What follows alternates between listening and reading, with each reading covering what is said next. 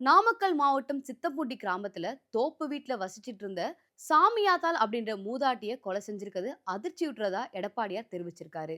தமிழகத்துல தாறுமாறா அதிகரிச்சுட்டு வர முதியோர் கொலைகளை எதிர்க்கட்சி தலைவர் எடப்பாடியார் கண்டிச்சிருக்காரு.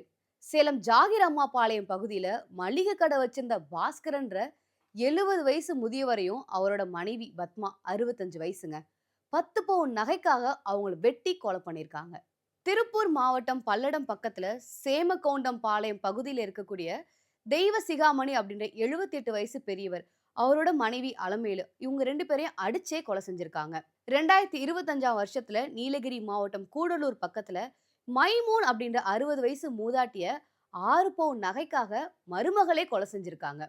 14 பவுன் நகை 1 லட்சம் ரூபாய் பணத்துக்காக விஜயநகரத்தை சேர்ந்த ராமசாமி பாக்கியலட்சுமி அப்படின்ற முதிர்ந்த தம்பதிய கொல்லப்பட்டதும் இந்த வருஷத்துல தான். என்ன நடக்குது இந்த தமிழகத்துல?